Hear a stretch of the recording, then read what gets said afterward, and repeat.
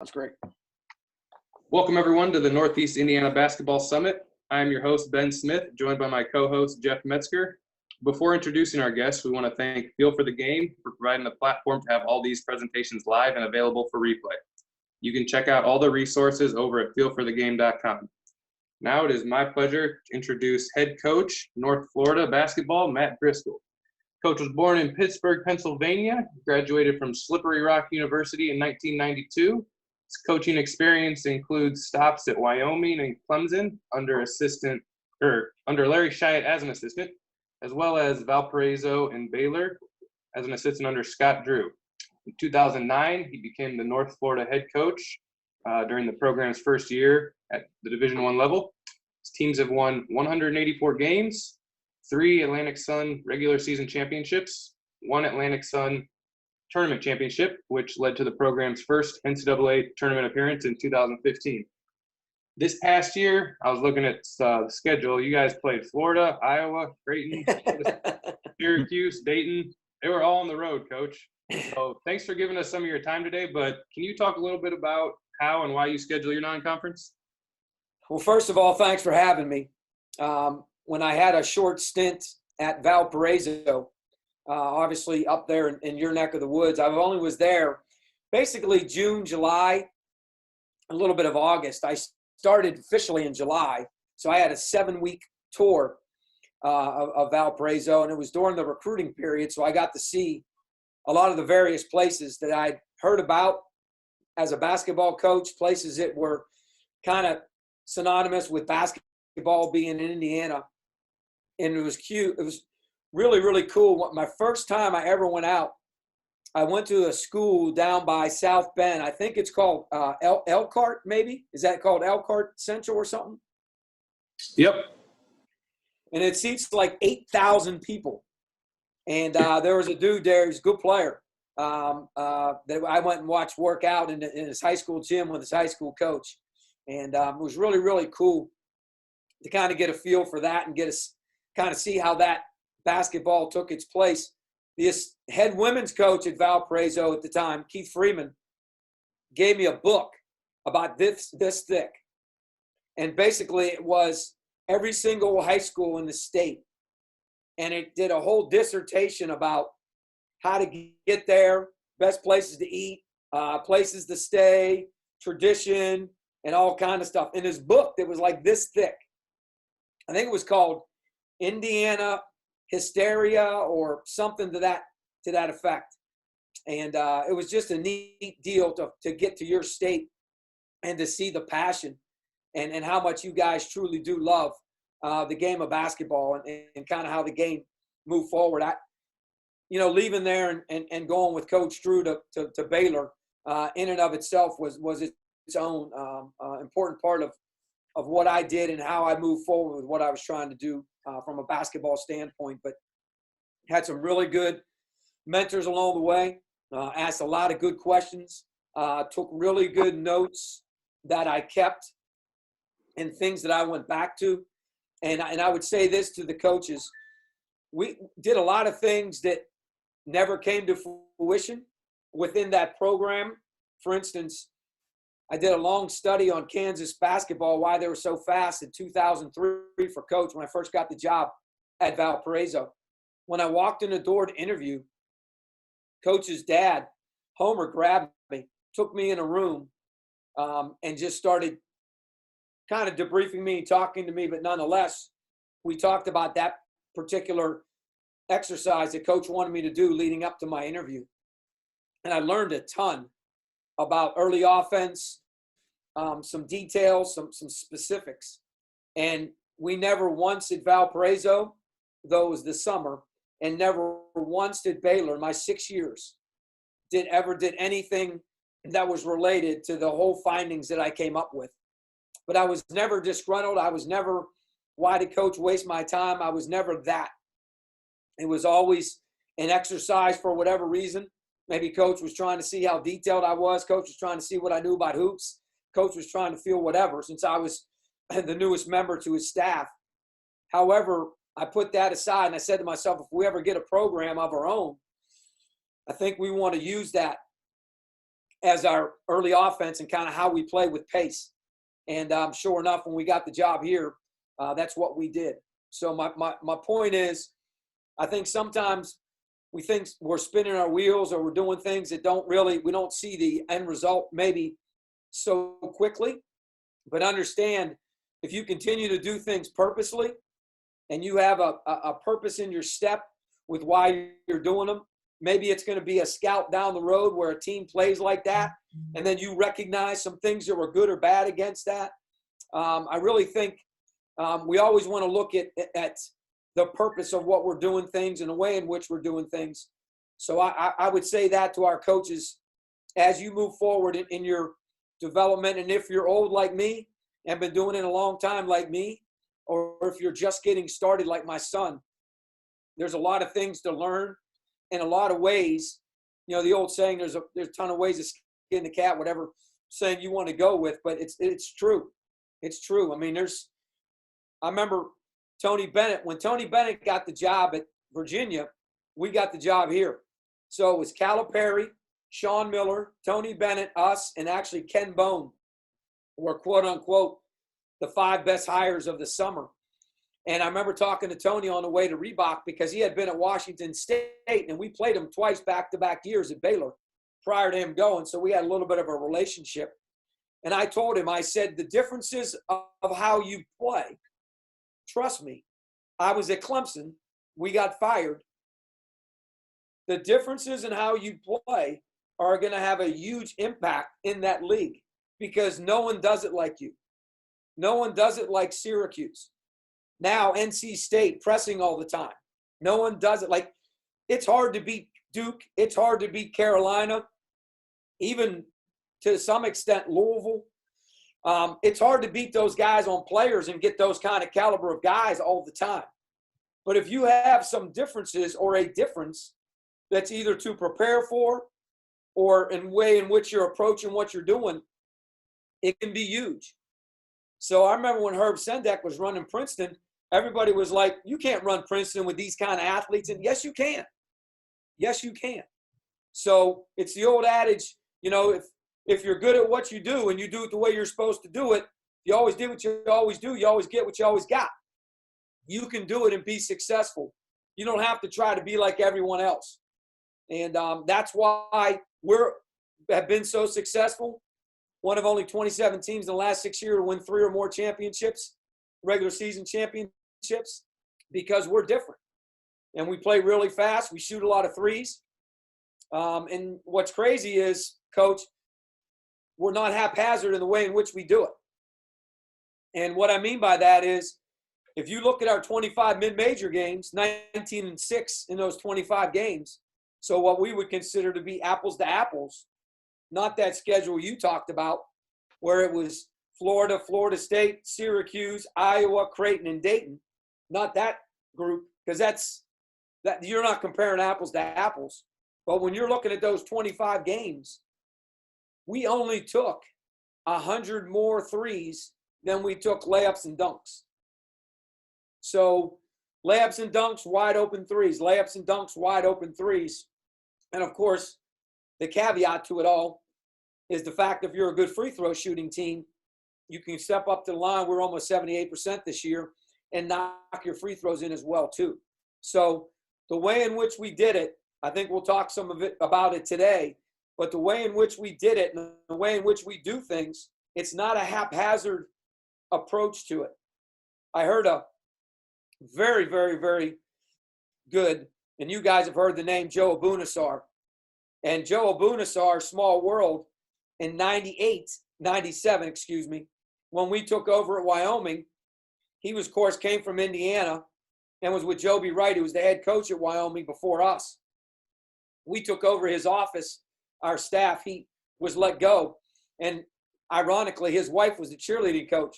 So my wife became the cheerleading coach because me opened up my mouth and said, oh, my wife could do that, and probably should have asked her. But she was gracious in doing it. But Joe went on to kind of go to what his calling was and kind of found his calling and got hooked up with an agent. And next thing you know, Kevin Garnett and Chauncey Billups, and the rest is history. He's one of the most prolific and sought after workout guys for professionals in the country. And Joe was talking the other day about high school coaches and about what, if he were a high school coach, because his son just went through the process, what he would do more and what he would do less. And Joe thinks along the same lines as we do. We're a big believer in less quick is better than more slow. And we're all about achievement, not activity. And so with that said, the simpler things are, the better you're going to be. And the reason is when things aren't making your mind so mucky, when things aren't convoluted and you're not sure what to do, then you struggle when you get to those players that make plays. Because you can have the nicest play and I can design whatever you want me to design for you. But when the day's done, you got to have players. Like our stuff doesn't work if we don't have dudes that can shoot threes, because then we stretch the floor. Now we take away help. And if you take help, if you want to help because that's what you do, you're going to get your face blasted by a three. And what people fail to recognize this year is that we have the only court in the world that looks like our court in the world. And now Division II, Division III, NAI, JUCO, everybody's going to it next year. The only court in the world because we never extended the lane. So like us, you're going to shrink elbows and blocks. Well, you got an extra 1.5 feet on each side that you got to get to that line. So therefore, space is different and closeouts are longer. And you got to be able to get to them. But Joe was talking about high school coaches, and I was a high school coach at my alma mater. And then I was a high school coach at the school that I was an elementary teacher at as well for 4 years. And, you know, the one thing we always wanted to do was play. But Joe was talking about he really wishes high school coaches would do more development. And it's always difficult to get a gym, to get a basket, to get time.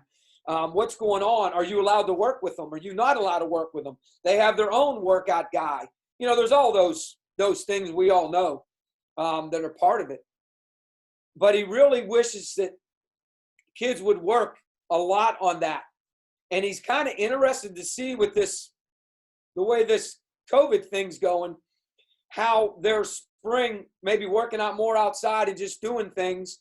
And also, too, how that will translate if there's no AAU this summer to kind of what's going to happen.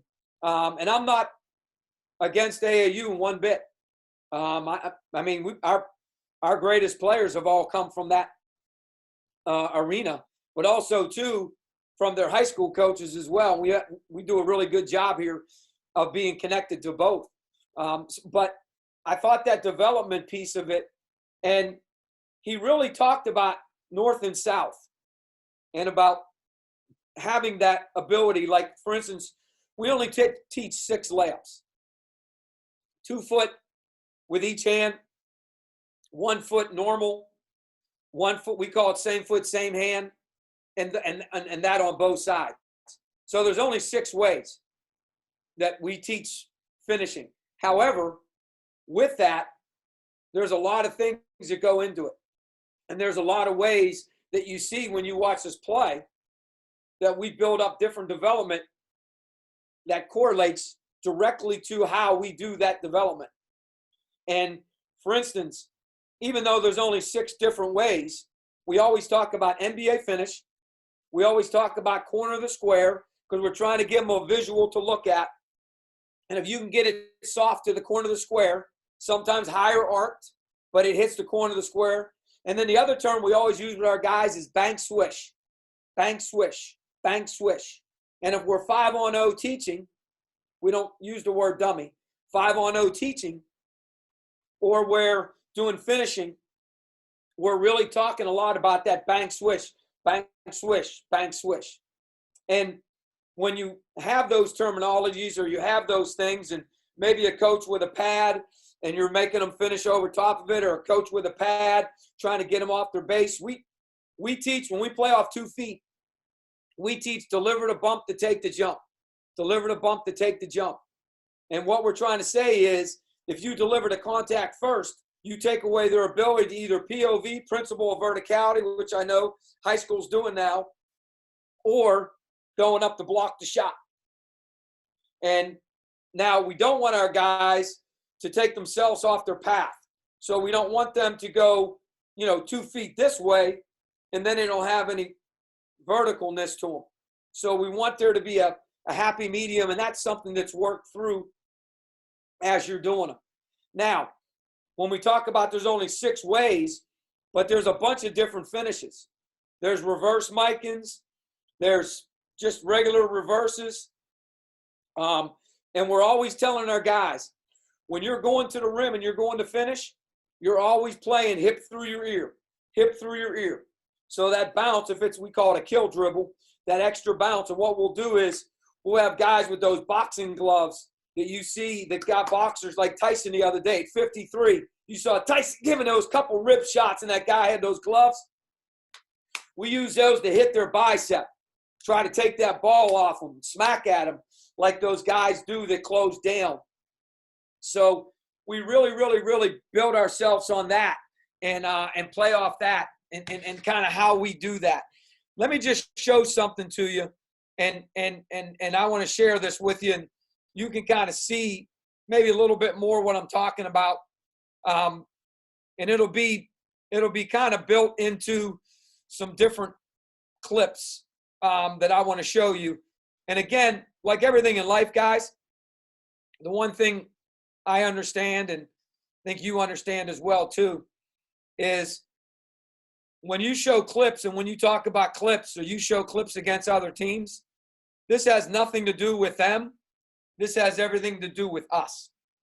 This has nothing to do with them. This has everything to do with us. You're going to see some of the best defensive teams in the country statistically. Here's a crazy stat for you. We finished 7th in the league in defense, which is awful. We won the championship. Lipscomb finished 8th, which is right below us. And they obviously went to the championship game. However, the 6 teams that finished above us, we were 10-2 against those guys. So great defenses are great defenses. However, offense is really, really important to what you do. I heard Gino Auriemma speak the other day, and he said after he won his first championship, he figured out that winning 60-58 wasn't going to get it done. So he had to figure out a way to become better on offense. So it's something to see. This is something right here we do a lot of. And again, you can see this team. Can you see this, Coach? Is this showing up okay? Yep, perfect, Coach. You're good. You can see this guy right here is getting ready to be iced or downed or blued or whatever you want to call it. Not going to let him use the screen. So because of that, he's going to go into this dribble atmosphere here. So a couple things. What this kid's doing right here is taking away a pick and pop. But what we teach with these guys is keep your dribble. Basically, just do a pound dribble between your legs. We call this an early cutoff. And I think most of you will call this a snake eventually. But get the guy on your hip, basically box him out, and don't let him get back in front of you. So this guy here is doing what he's going to do. He's always going to roll for us. This other guy's always going to pop. And believe it or not, he's not a very good three-point shooter. He only shot 9 on the year. And this guy's a big-time three-point shooter. But we don't care, because all we care about is somebody's going to the rim to create help. So here's what I'm talking about. This guy's a 27% three-point shooter. But elbows and blocks, elbows and blocks, elbows and blocks. This guy is 5 for 9 on the season. At this time of the game, he's probably made like 2 threes. But you can see, because we shoot so many threes and because of our offense is we just play. Players, not plays. So now he gets into this early cutoff. He basically boxes them out. We call that a crossover, a high crossover. So he's just crossing over the top instead of a low one. And then he's going downhill. And you can see this guy is so worried about this guy that he ends up getting a naked layup. And again, if he would have wound this up and he would have brought this ball back behind his hip on this inside hip, he would have stripped it. But we really coach this to go right up through your hip, go right up through your ear, and get it up on the glass as quickly as you can. And you can see it's just how – now here's another good instance of just, again, individual development. So we teach 3 different dribbles. When I say teach 3 different dribbles, these are the ones we want the guys to use the most. A hard inside out. A hard between the legs. And then a moving forward behind the back. And again, we do it in a lot of different drills. We do it in a lot of ways in which we play with pace. You'll see in a second. But so we're always trying. So this guy here goes a hard between the leg or a hard inside out there. Doesn't get him. He goes to that nice between the legs. He doesn't get him. This dude's 6'11". He doesn't get him because there's nowhere to go because we've kind of clogged this up or screwed this up a little bit. He goes back to this. The high crossover is something that they can go to. I'm not a big proponent of it, but I know it's part of the game, so we use it, but I'm not a big – you have to, coach it, so to speak. He gets right by him. He creates help. And, again, you can look at this guy driving. He goes right to his outside hip. He goes right to his ear. He puts 2 hands on the ball, and he has an easy play. Just so you guys know, he was throwing him the ball. He was throwing him the ball, no doubt about it. However, he read this. So, again, we teach this, and we do this, whether it be 2-on-2 or in 3-man games. We call this a lane line drive to a drift. And, again, that guy knows that's where he's going to be, and he's going to be locked and loaded right into what he's doing. When you have your guys and you're working on these different drills, the one thing we do is, and again, I know people say bones, not cones, and all that kind of stuff, and you will not hear me say that. And I love Drew Hanlon as a personal friend. He gave us a lot of L's when he was at Belmont, and that's how we started our relationship. But you won't hear me say that. I don't believe that you can't use cones to make guys better. What we do with our high ball screen right here is we'll take cones and we'll put what we call those police rails that they separate like crowds with when you're like going into a concert or a graduation. That's where I saw them. And you connect them to cones. And basically you can make them as long as short as you want. So we make those based on how the ball screen's being covered. And then we have a coach there with a pad. So if it's a hard hedge, if it's in this case, it's a drop. So right here, this guy's dropping. This guy right here is in a drop. So we'll have this, there'll be a cone basically right here. And he's going to come off this. And we practice early cutoff. We practice getting tight and going downhill right here. And now we practice what's going to occur here. And you can see he took away the lob, which he did. His length took away the lob. But look at this guy. Because this guy did what he's supposed to do. Well, they have 3 white dudes in here. And this is a practiced play. So we do roll and replace. It's part of our offense. And part of this drill we do, 3-on-0, teaching, is this hook pass. And we teach this. We want guys to jump hook pass. We want guys to throw 2-hand snap passes across the floor. And again, just walk into those plays. Here's another good play here. And you can see right there, this happens. We tell our guys, be tighter, keep it tighter, get your handle tighter. Don't let the ball get above your waist. Don't let it get outside your elbow when you're playing downhill, right? Don't let it get above your waist and don't let it get outside your elbow. But he lost it. And now because he lost it, look how far he is. But what's crazy is look at his eyes. He's already on this. So now he's drugged this guy way over.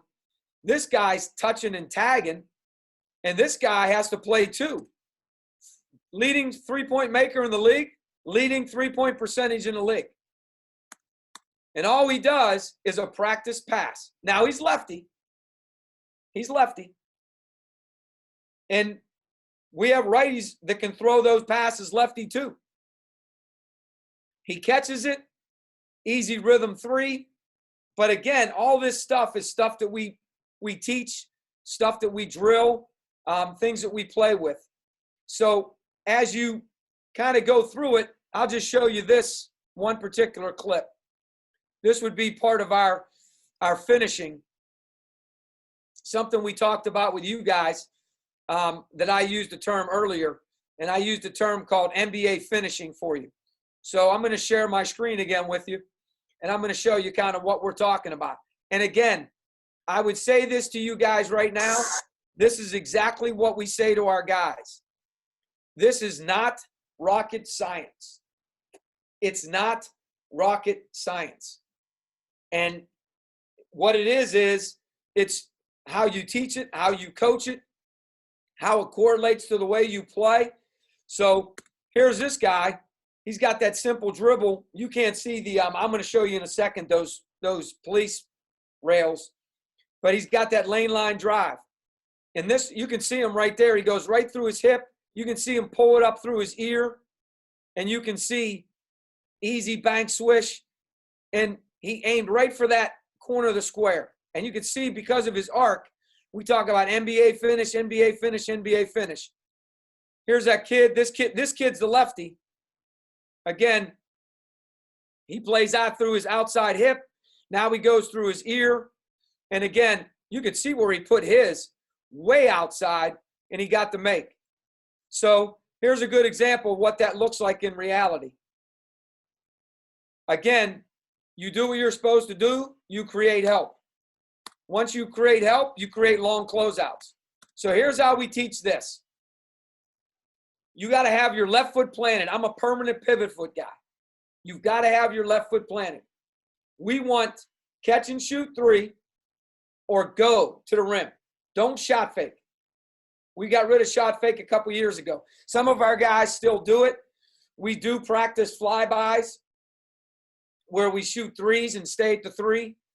But you're either catching and shooting a three or you're catching and going right at the closeout. And again, guys, you know, he was 2 feet in the paint. So this guy here has got a foot and a half further. The other thing is in the corner here, you don't want this right foot to be able to go back. And you really got at college, if there's any college coaches on here, you really got to coach this. If your line's new this year, I studied this prior to the season. And in the NIT, a lot of kids were stepping out of bounds. So that right there, he's a freshman. I don't like that. Don't like that. He wasn't, that's not good. But you can see how efficient he was. You can see how he turned the corner and got his shoulders already squared to the backboard. This is one of our finishes. Look how quickly he got the ball to his outside hip from the defender and quickly brought it to his ear. He did not deliver the bump. So that guy got the POV. Look at his eyes. He is right on his square where he wants to be. And again, we practice this. I can't tell you how many times we practice this. And there's a bank swish. Now you're going to see a little better from a different camera angle. And again, this pass right here, guys, we practice.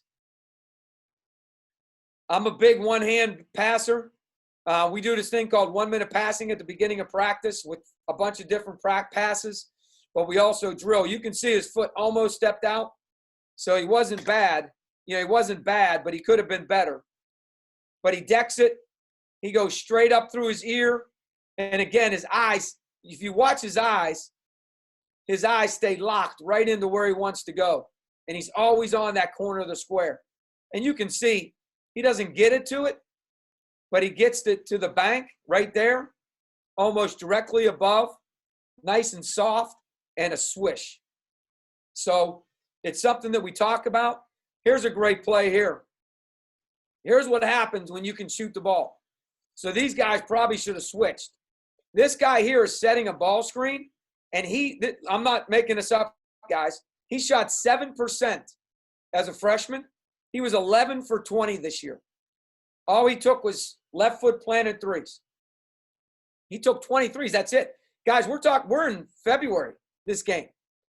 However, because of the way you play, he ain't leaving him. So he gets that advantage. And look, he goes right to his outside hip. He goes right, see how he doesn't rock it like the baby? He goes right to his ear. And look at that NBA finish.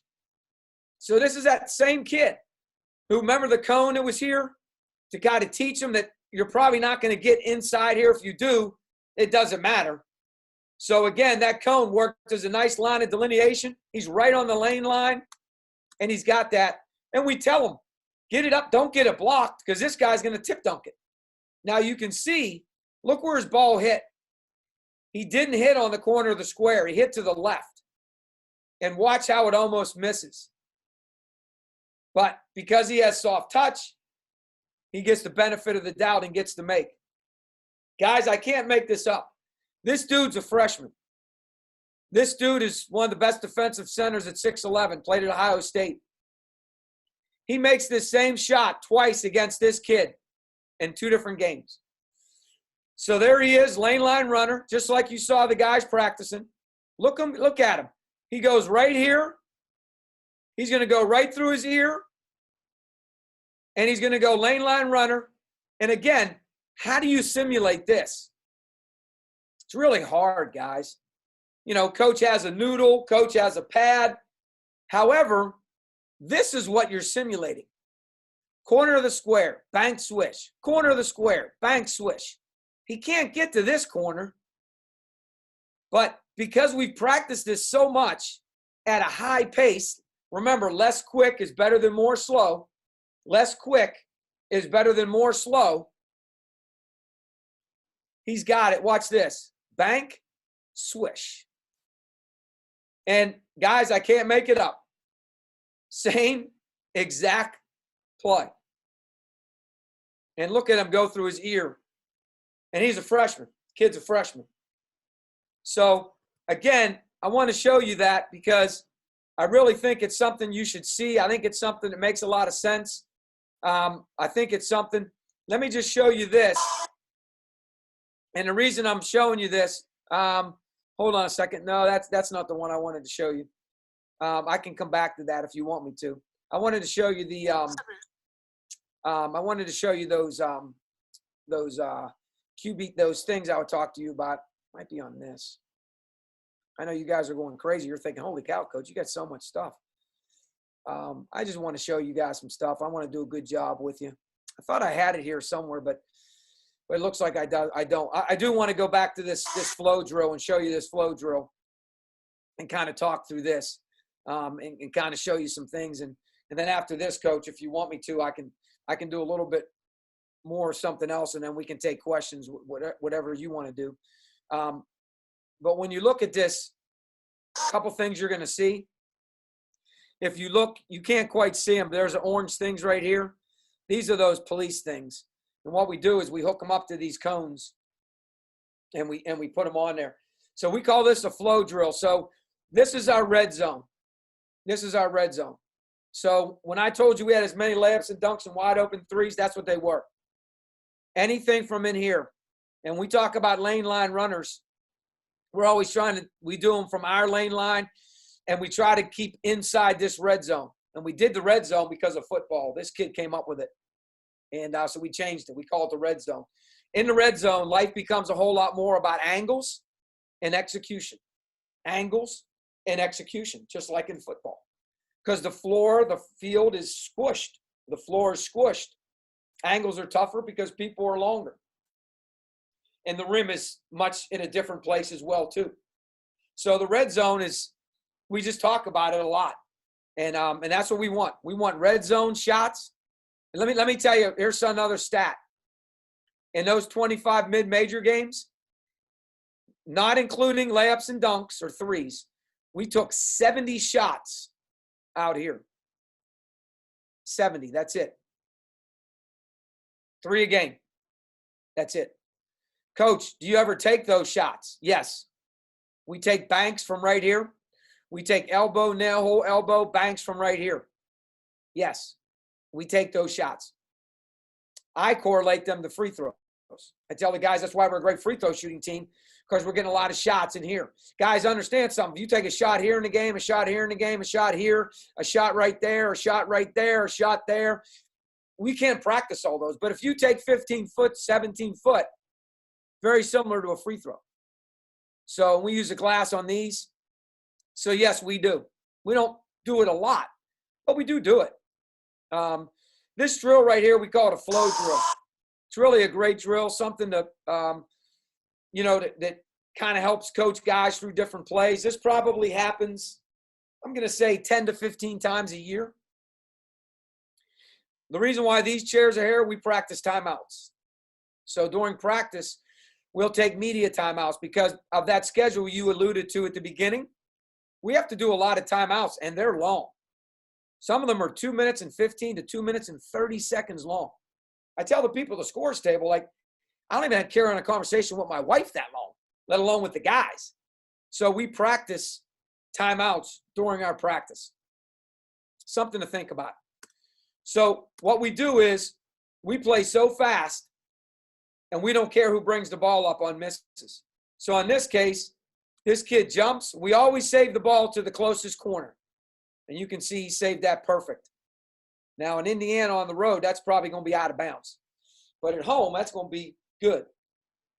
And we always come to the ball. We really coach against leaking out. Because if you leak out and he doesn't know it and he throws the ball there or somewhere else and we don't get it, that's not good. And we always use the term flow, flow, flow, flow, flow. So, and I'm going again. Boom, there's another one. Now, if you can get it and throw it to them, that's even better. And then what we're doing is we're doing fast and furious. So sometimes it's NBA finishing. Sometimes they might do a reverse pivot and a pitch back for a three. We're just going fast and furious. And we play the song from the movie Fast and Furious when we go fast and furious. So here's a good clip. Rebound, gets knocked. This is about as good as it gets. And you can see the guys yell flow. I wish we would have kept it on here because this was a great clip. We actually scored off it, but we cut it off. Here's a great one here. Now, that's bad basketball by him. So what we want to teach, and we teach, is once you cross the free throw line, if you see someone in front of you, you got to use a kill dribble because that'll get you to a 2-foot, a controlled stop. So this is a senior. This is a bad play by him. That's a charge. To his credit, he was able to. Now, you guys are going to laugh. So during the season, when I showed this clip to our guys, and if our guys were on here with me, what I would have credited this to is this move right here. I would have accredited this to our yoga.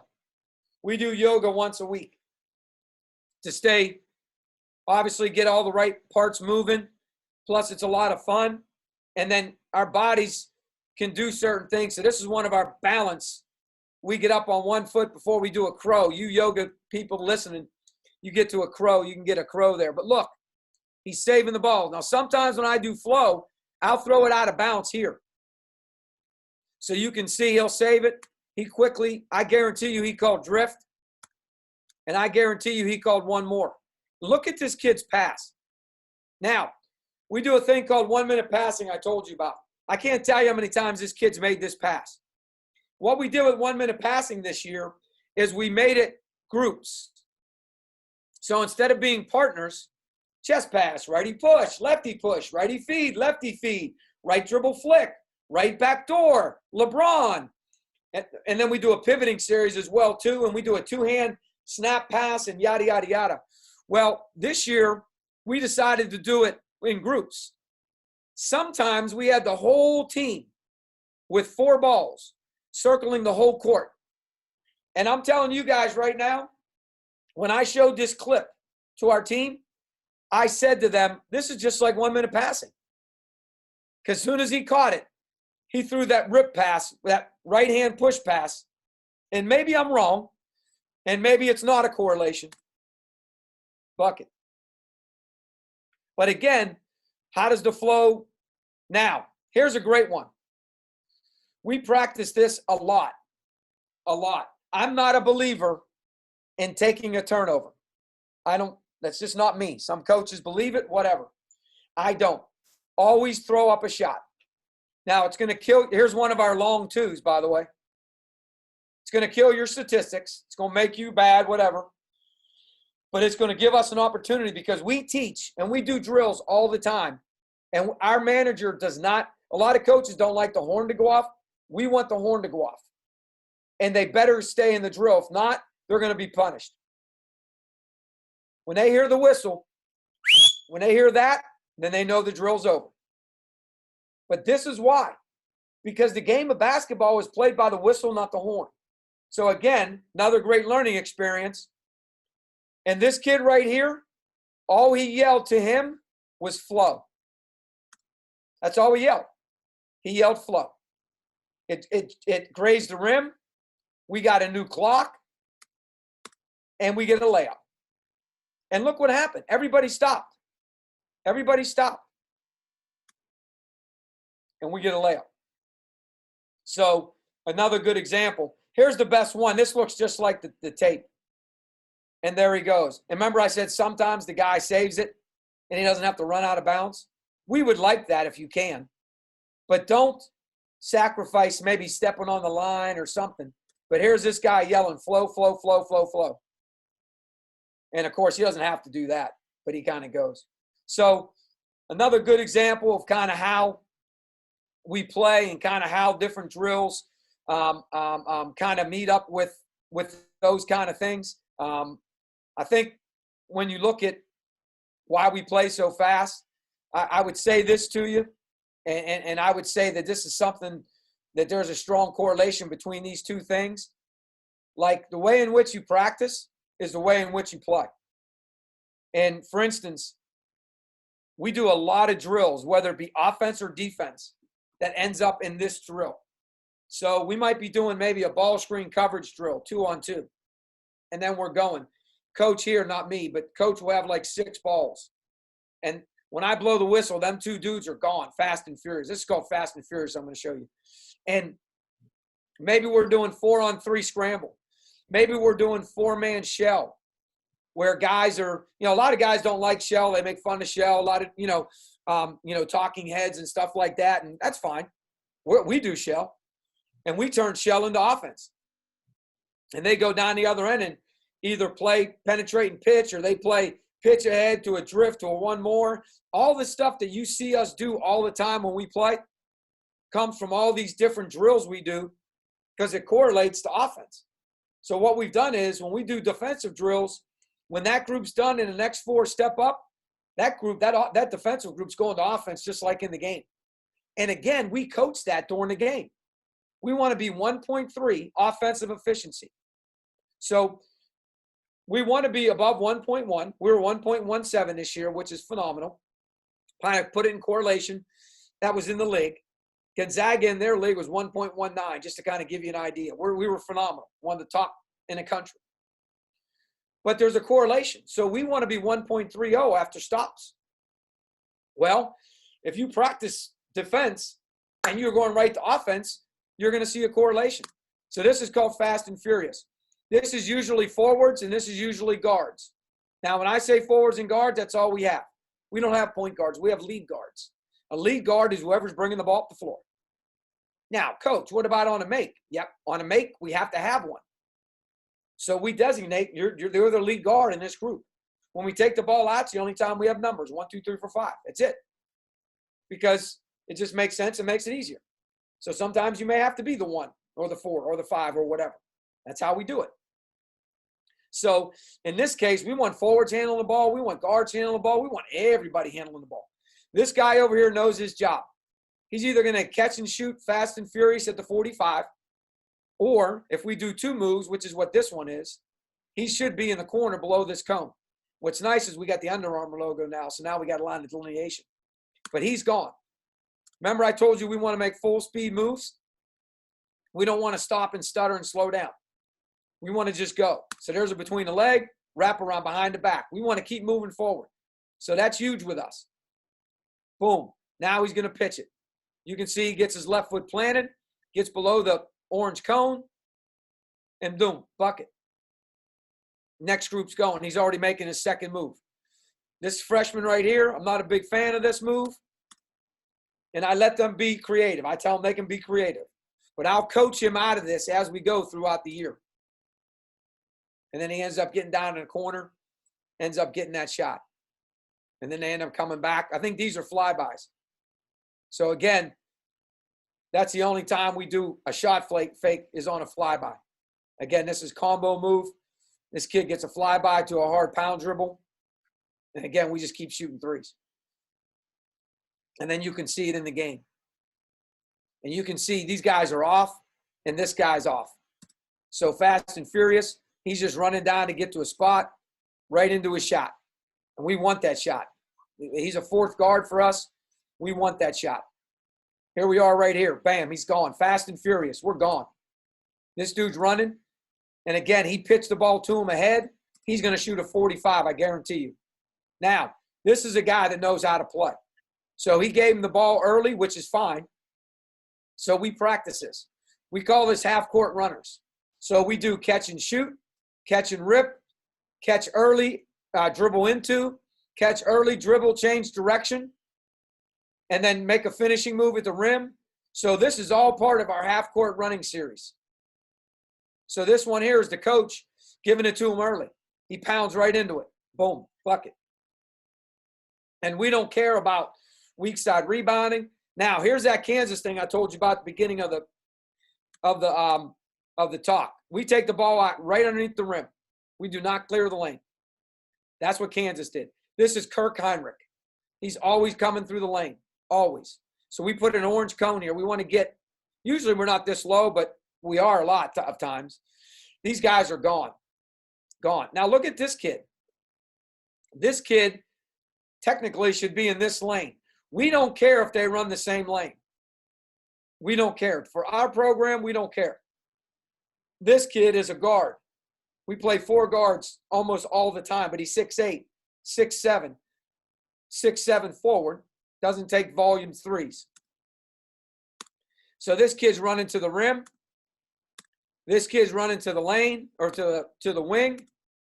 This kid's running pitch ahead, and watch what happens. So, guys, it's crazy. Because this kid's calling for the ball, this kid was supposed to take him, but this kid decided to take him. So now he's wide open. And you can say to yourself, but coach, that's a bad shot. For you, it's a bad shot, maybe.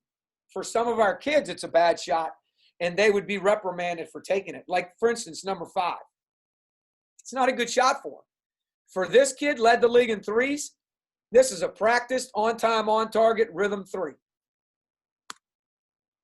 Like, that's what he does. That's what he does. So he's got to take those shots. Again, all we're doing is fast and furious, and those guys are getting up, and they're just pushing the ball, and they're running. And we think there's a correlation between those drills, and we think there's a correlation between how we play and the way in which we play.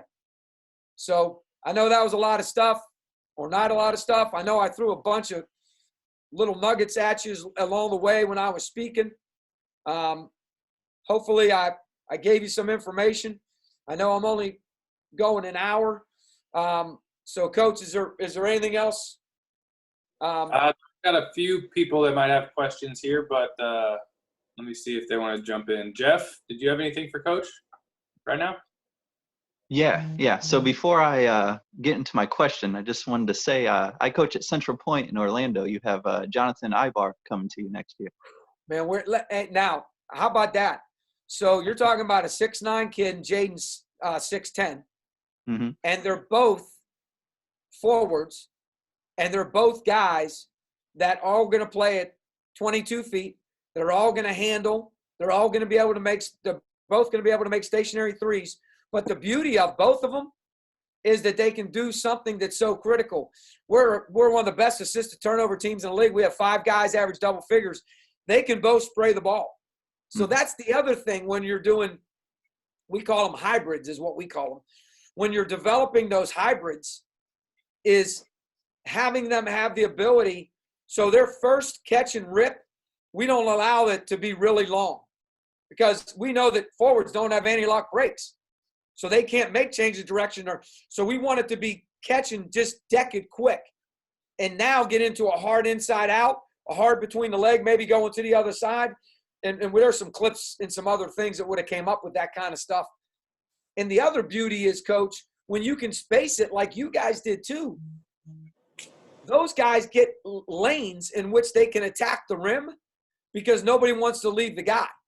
So now they get into their finishing or they get into their sweet spot and go to their jump hook.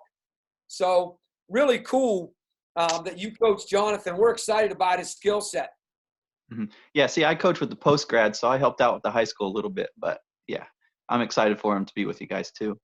And so for my question, take me back to December 6th, what was it, 2014, you went into Purdue, beat Matt Painter. What was that like? Well, you know, it was an interesting deal. Earlier in the year, if you look back at the numbers, we lost to Northwestern at the buzzer. And we had lost to Kansas State in overtime, but it wasn't the same then because of this. We lost to Northwestern at the buzzer, and we thought we were really good. Like, we thought we had a chance to be really, really good that year. And the guys were actually crying in the locker room. And we knew at that moment this was a different group. We go to Northern Iowa. It was a great team with Seth Tuttle. They went to the NCAA tournament, went deep that year. We lost to them. Went to Cancun, won their championship, came home, and we go to Purdue. We're down 7 going into the last media. We're down 7 going into the last media. 14,000. The student body is incredibly good because they're right on top of you where your bench is. We had played Coach Painter earlier in 2010. My best friend, my best man at my wedding, collapsed and died the night before on the court, 41 years old. So that moment, going back in this time in 2014, had a lot of stuff going on in my mind as well, too. A lot of different feelings. My heart was in a lot of different places. We come out of that timeout. If you remember, there was only 3 teams that year that had 2 or more 7-footers, and they were one of them. I think they had 3. Mm-hmm. And Haas was a mammoth. Yeah. But our 2 6'7" kids were so athletic that they struggled. Hammonds and he struggled with us as far as, you know, what they were trying to do and what they could get done against us. And what happened is we took advantage of that. And Dallas made some really nice plays from under OBs because they played zone until you got it in. And then we had 3 huge plays down the stretch after that last media. 2 of them were and ones, and they were all corner of the square, bank swish, play through your ear, deliver the bump to take the jump, all those things we were talking about. And what happened was we got getting stops and scores. Next thing you know, we're up, I want to say 7. We flipped it with like a minute and a half to go. And now all we got to do is hold on, make our free throws, and not give up threes, which we did, and ended up getting that W. And what was great about it also is that they went to the NCAA tournament that year. Mm-hmm. So it isn't like we beat a team that finished last in the Big Ten. Yeah. So really exciting for us, and I really thought it might have been one of the breaking points, the Northwestern game, those guys crying that we lost to a high major. I felt like our program was at a different level. Mm-hmm. Thank you. That's all I wanted to know. I just wanted to know what was going through your head and everything.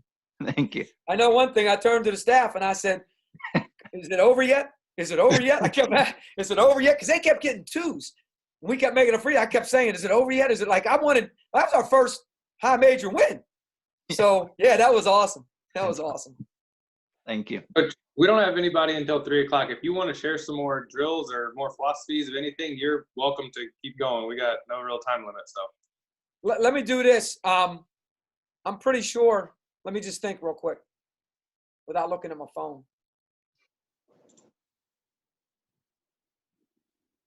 I got to look at my phone. I got you guys would love it at my house. I got a calendar up on the wall with a Post-it my wife made me. So, yep. Okay. I'm good. So is there anything in particular? So let me go a couple things like this. Let me show you a couple things like this. sure. I just put these clips together. Well, my staff put these clips together for me. So I'm just going to show you these. And this is kind of something that I talked to you about earlier about getting stops and then, going to get scores. And if there's anything that's, what do you call it? If there's a clip that's a repeat clip, I apologize. Coach, the one thing about me is I am who I am. And I'm a little bit quirky. I'm a lot of bit quirky. And I'm a lot of bit odd. But I do love the game.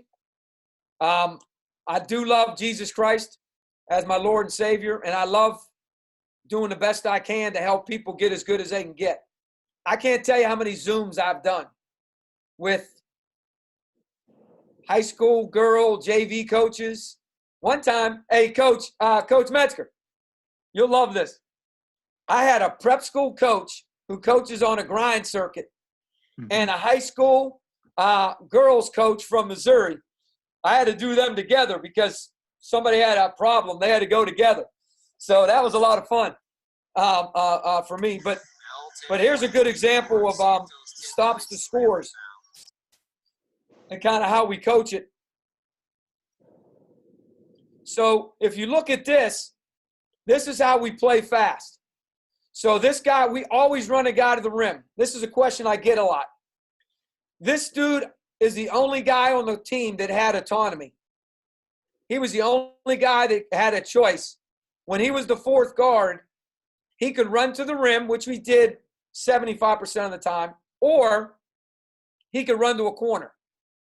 Now, you're going to say to yourself, Coach, this is bad spacing. Because look at all this. What happens is this guy right here thinks this guy is going to cut through. So he thinks he's slowing down to pitch back. So he's calling what we call a replay. So you can see him running to this replay. Now we got all this bad spacing, guys. God, this is a badly coached team, right? Isn't that what you're thinking? And again, guys, the reason I'm making jokes about that is because if you can live with now I am OCD to the nth. Like, if you ever heard of a hip hop artist named NF, he talks about it all the time. Like, I'm OCD to the nth. But a couple years ago, after I saw how nice this was, I quit being OCD about this.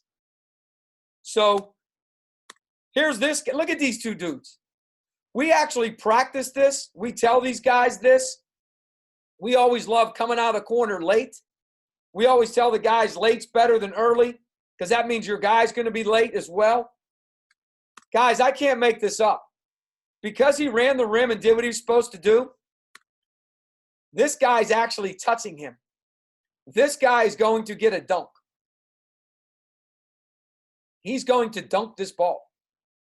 And if you go back to our individual development, at 6'8", he would be using that orange QBT with that police rail. So basically, there'd be a cone about right there. So there'd be a cone right here. There'd be a cone right about here. And there'd be these orange police rails. They're about, I don't know, 1.5 feet off the ground, connected to the cones. And right there, that's practiced. Your shoulder at his hip, early cutoff. And look, he ain't leaving him. He gets a dunk. A dunk. And now you're seeing this. This is a out of bounds play. Oh, you already saw this one. Let me fast forward through that one. Here's a good one. Coming out of zone. We get a stop. I'm fast forwarding it for you. So not only were we the best three-point shooting team in America, we also were the best defensive three-point. Well, we had the best differential. We gave up 4.8 a game and scored 11.8. So we were +7 per game. And you can see we're very, very aggressive to the line.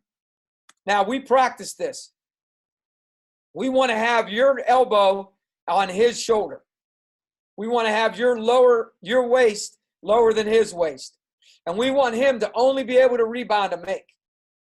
That's it. We don't care if you get it. We'd prefer this guard not to do this, to come over here, because that's where the miss is going. Grantland has that statistic. 7 feet is the block. Threes are coming to the block. And again, guys, I can't make this up. This is from the I can't make it up file. So I would show this to the guys and say, listen, guys, this is why we do it the way we do it. Now you got, this guy would be your quote-unquote point guard, but we don't do that. The guy already ran the rim, is already at the rim. This guy's pushing the ball up the floor. We don't want to make east-west passes. The guy running the wing over here is not ready for anything yet. So now we throw him the ball. So now this forward is in that fast and furious. He was the wing. He didn't get it. Well, we don't want forwards to run to the corner because that just doesn't help. We have him stop at the 45, turn and set an immediate step up. So now he's setting a step up. Every time you set a ball screen, you're rolling, he's replacing, period. And then this is huge for us. This is huge for us. We're always in an exchange. Now you got him rolling to the rim. He's going to create that help. He's going to pick up his dribble and pivot, which is part of our 1-minute passing. We practice pivoting. And we practice old school pivoting. Left foot, push the door open so your right foot's going forward. And you got to make 3 pushes.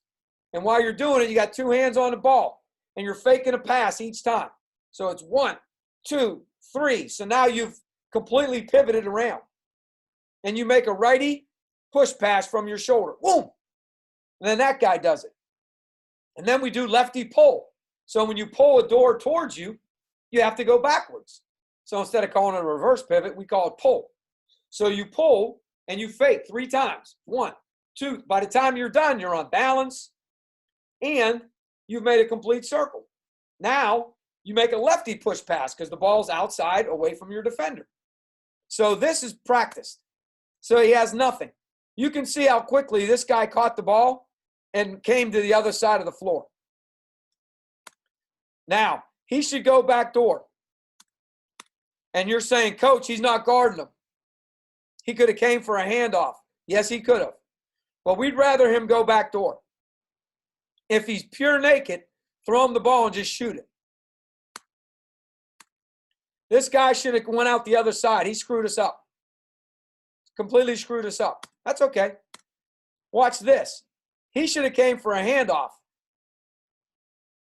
However, we do this thing called exchange shooting. And you can say, Coach, there's no way. This had nothing to do with it. You're right. We don't practice this during exchange shooting. We practice what he's doing, exchange and get out. Look at the ball. We practice that. He decides to go car wash, dribble at back door, just like he did. So car wash, dribble at back door, throw him a bounce pass. Coaches are here with noodles. He decides to go car wash, and he fakes it. Look what happens to him. He is stuck. Boom. We get the handoff. He goes, nothing. We got nothing. Now, we got nothing. Can't beat him. Remember we said lift out of the corner late, not early.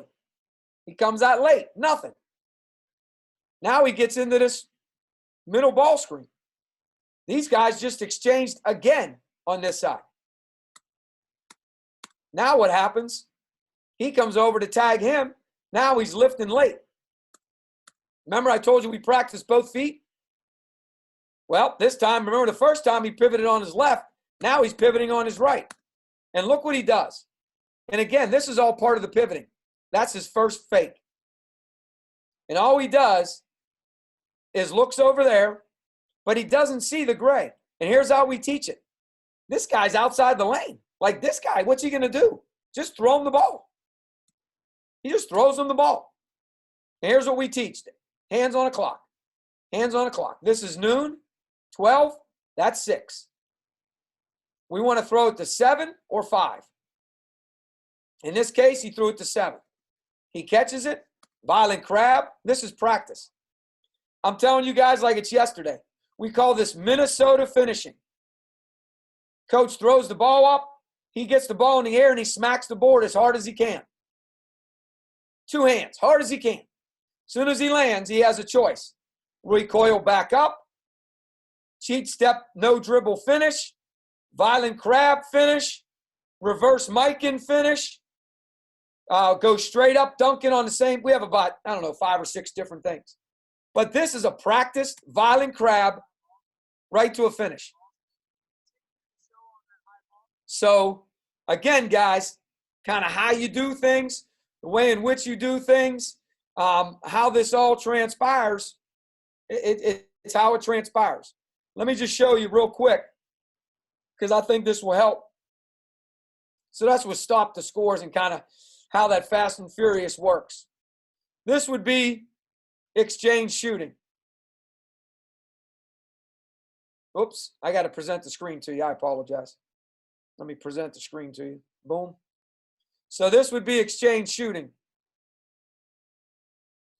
Again, people say cones, not bones, whatever. Well, if you saw that last clip, you saw how that. So we do have a delineation on this side, and we actually do on this side. If you can see, there's a little white spot right there.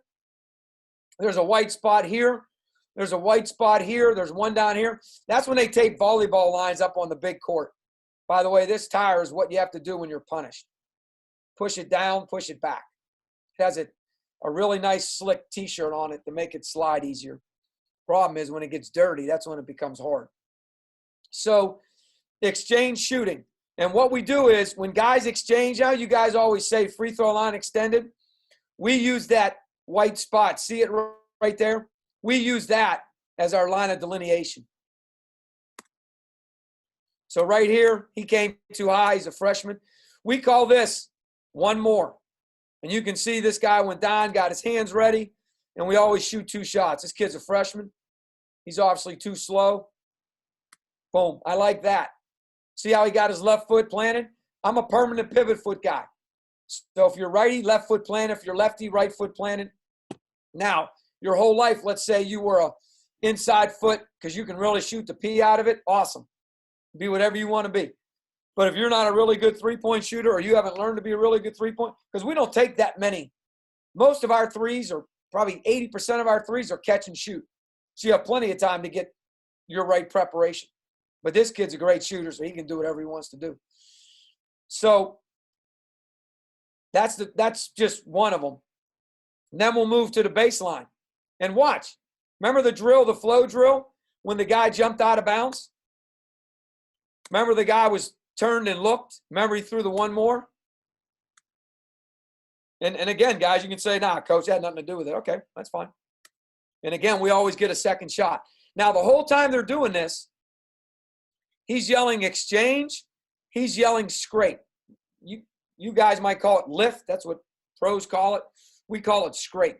And the reason we call it scrape is because we want you to scrape the sideline, closer to the sideline, to make this pass easier. We don't want you to be leaning in and then the defense can get in between you. So we like to scrape and make it a safer pass. And then this guy would be yelling drift, and then this guy would be yelling scrape, and then he'd be yelling 45. So there are the balls over here. It's a baseline drive. You got drift. You got 45. And then the next one, now, I don't know why he's not over here, but he should be. We really like to throw the ball to this guy, 45. So now we got 45. Look what he does. He catches it. He automatically goes to his shoulder, and he throws that lefty push pass with his outside hand. That's all 1 minute passing. This is 1 minute passing. Bam, on time, on target. That kid had his left foot planted. He's a righty shooter. And again, we always give a second ball. Now, that was a bad pass by that kid. But in the game, they pass all those passes. We prefer lefty push pass, but we don't overcoach it. Because in the game, we want to get it out there. Now, we also practice bounce passes from this spot. Because a lot of teams like to run through the passing lane because they know we shoot a lot of threes. And we also practice this next move. Not this one. This next one here.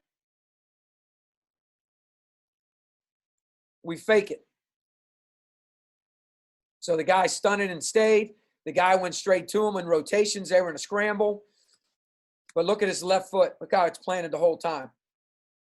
Right into his shot. And look at this guy's footwork.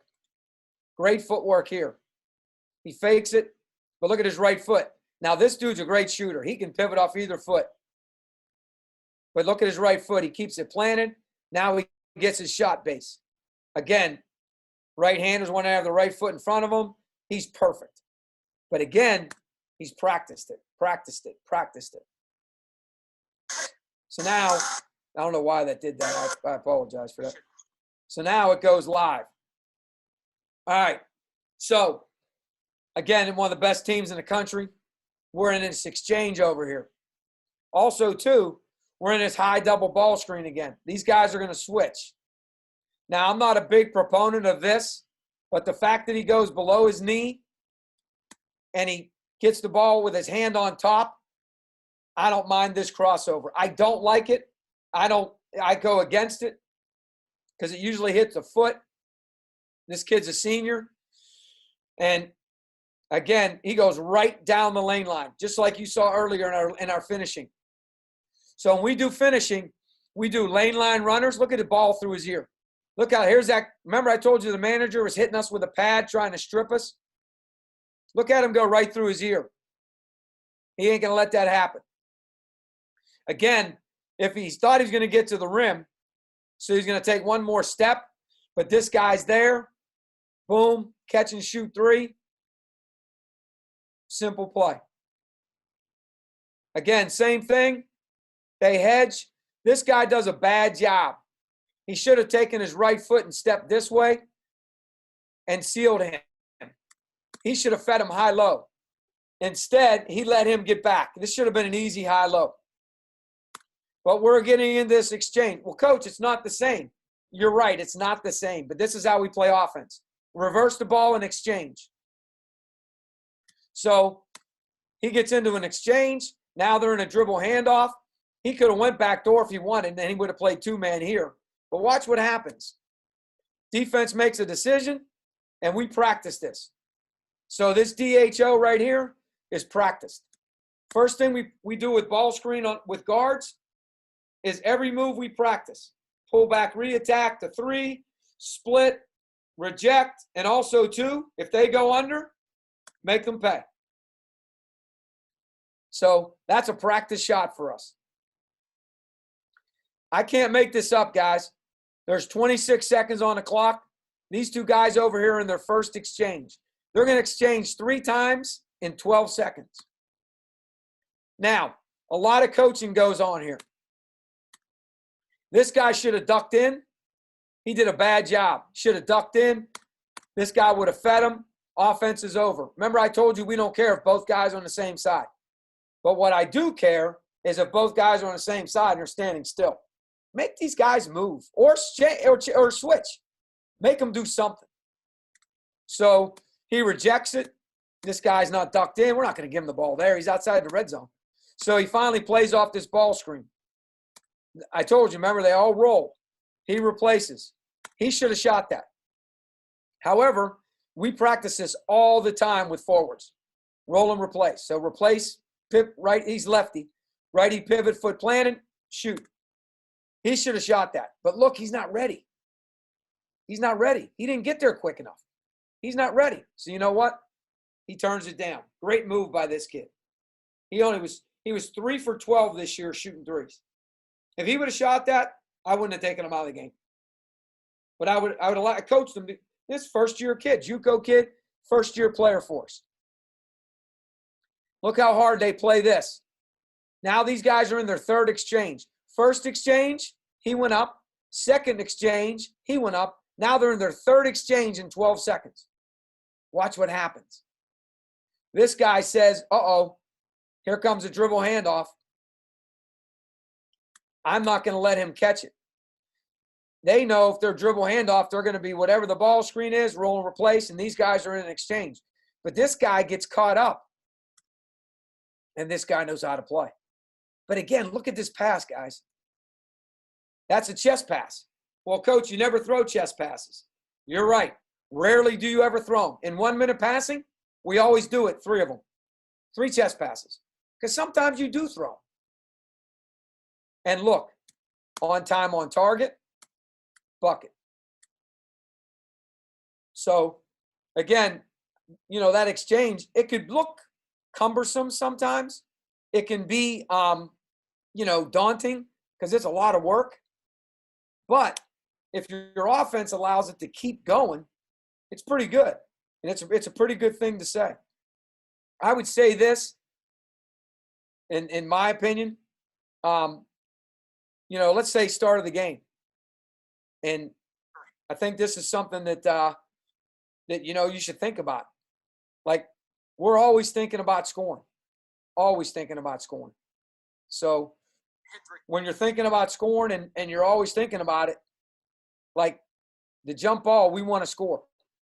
Now, it was a bad toss, it was a bad play, but we're going to be spaced and we're going to play. So basically what we do is we play offense just like our offense. And we don't care who this is. You're the lead guard now. Go make a play. He flips it to this guy because he happened to be coming up. And again, they're so confused because they're trying to guard who they're going to guard. Now, that's way early in the season. This is Southern Miss. So this is like November. And you can see they scouted it a little bit. So they're trying to play cat and mouse. And this is what's critical, that he gets the ball. And you can see what this guy did is this guy tried to play the tip back. So now he's out of the play. That guy's gone. This guy's guarding the rim, but that dude's wide open. He could have went to either guy. And again, we're trying to start the game on offense. I mean, this is like late January. Again, it's one of the best defensive teams in the country. But we're just trying to score, and trying to play basically our same offense. You could see correlation between fast and furious and that as well, too, and kind of how we play. I would say this to you, in my opinion, I think, one of the things that is really good and something that I would do, let me pull it up for you. Because I think it's really good. I think it really has a lot of merit to it. Now the music part I'm going to turn off because this has got music to it. So don't worry about the music part. I don't want to lull you to sleep with the music part. So kind of teaching defense. So I think, and again, guys, everybody's got their opinions. Everybody's got the way in which they do things. This guy here is a 70-some-year-old taking notes. This guy went to the NCAA tournament, was a very, very good college coach. He's retired, living in the area. He coaches AAU now, he works kids out. Very, very, very fundamental, very simplistic. Comes to our practices. His daughter is the head coach at Illinois State. So basketball obviously is something that he really, really loves. But my point is, he's here at practice, trying to get better at 70. And so playing 3-on-3 is huge. And when you play 3-on-3, you can really teach a lot. Let's say you're in a hard hedge, you would call that, or whatever you call this play. It makes this guy go backwards. And again, you can tell freshman, this kid's a freshman. So he ain't used to this. And he did exactly what he's supposed to do. Now, this is where you get a problem. We got to do a better job there. But look at this kid. You can really teach the white line. You're going to see a better clip in a minute. So now this guy twists it. This kid's really smart. This kid right here is really smart. He got his fist up. It looks like it's going to be a step up to the outside. So he's starting to make the call, but he changes. And now this guy could have been late. And if you look at the guy with the ball, he tries to reject it. Well, he's a senior. So he hits him on the roll quickly into that soft spot. Now, we call that a short. That's what the NBA calls it. We call that a short. And the reason we want to throw that is our forwards, like Coach said about Jonathan Abar and Jaden Parker, are the two guys coming in. Josh Endicott, one of our guys on our team now, they can really pass. So we drill this. So let's say these are two cones, right? And these are those police bars. So that's one of the things we'll do. We'll do a 2-on-2. So he'll set this screen. He'll throw a quick pocket pass, and he'll get it early. We teach this guy, as soon as you catch it, you got to turn, and you've got to gather, and you got to read. We don't want you to dribble. Now, he had no choice because it was a bad pass. But there's going to be help, because if there's no help, then it doesn't matter. You can go score.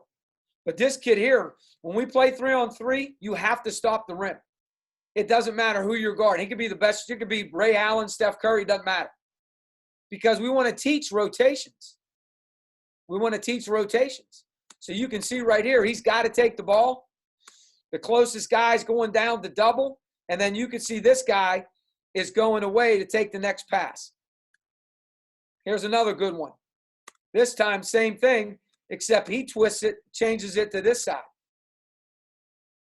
Now he comes off a really good ball screen. This kid's 6'7". Everybody's got to be able to play off ball screens. And again, there's that white line, that midline, whatever you want to call it. I mean, you saw it painted on the other floor. I can't remember why it's not painted right now. But this is the other thing. Something you got to teach your guys. And something you can see this guy right here in the help. If the ball gets picked up and this guy's coming out of help, you've got to start getting out of help. Because we don't want two guys in overhelp. So now you're working your way toward your gap. And now this kid's going to play one-on-one. And you can see right there, this guy does a great job of stifling them, knocking the ball away from him. This looks like a middle pick and roll. He's going to slip. And again, however you coach it, you coach it. He's got him in a great place. He's got to crawl up and play tougher, but look at this. We want this guy's job is to make him throw the ball to him. And you'll hear me say this to these guys all the time. If you can't get from here to there on the flight of the ball, then you're going to be sitting over here on the bench. You can't play. You're not good enough. You better be the guy. Some people call it the MIG, M-I-G, most important guy. We call it the rim. The rim. That means that's your responsibility. And there's 3 ways you can play the rim. You can be a charge guy. You can be a principal verticality guy, jump straight up. Or you can be a shot blocker. But everybody on the team has a rim identity. Everybody has got a rim identity. So in this case, and this guy does a bad job, he should have went up underneath him.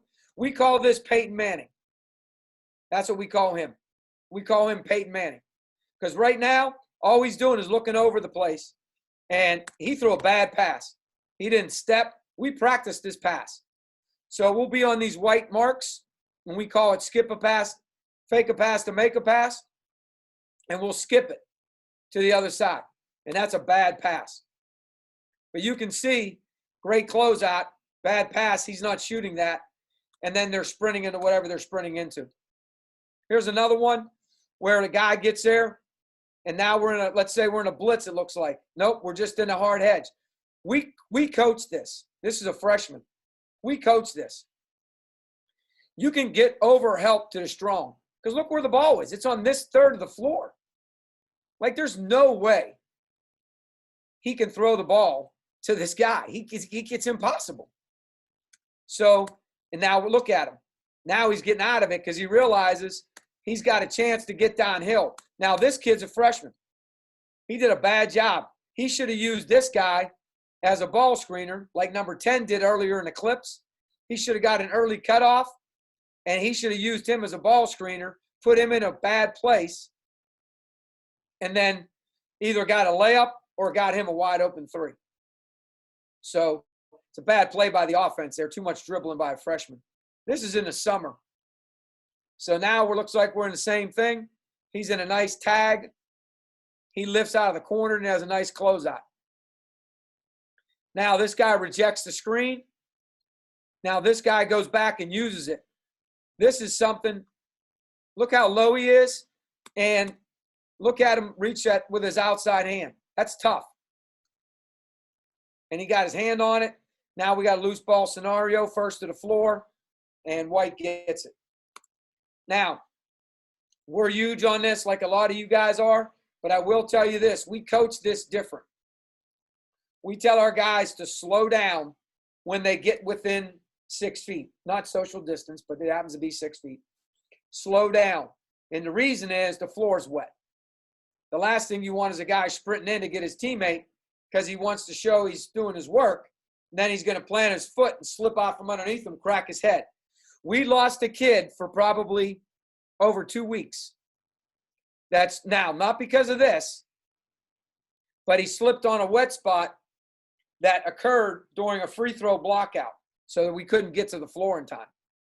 So we don't want guys slipping and falling. We want guys to be good teammates, but we also want guys to be smart.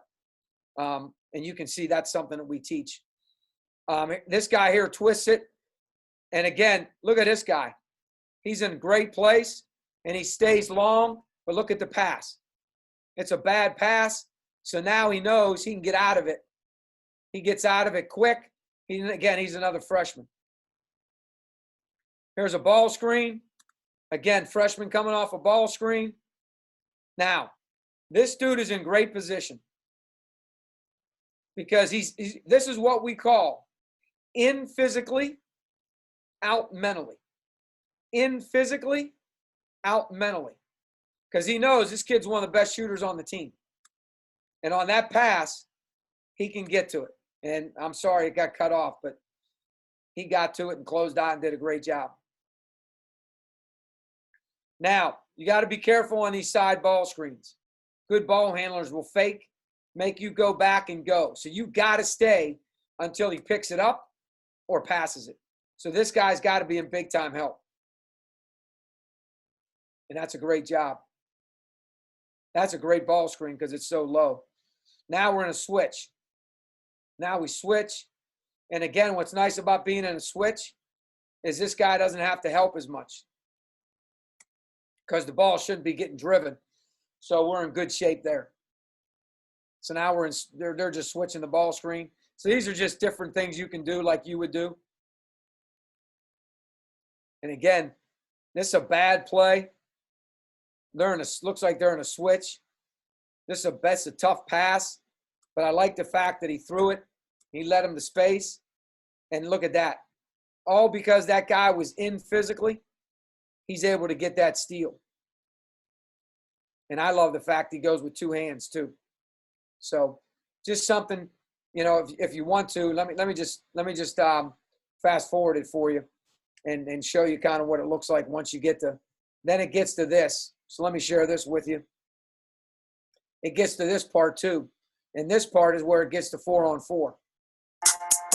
So, and again, guys, I know you want to hear that music because it's awesome.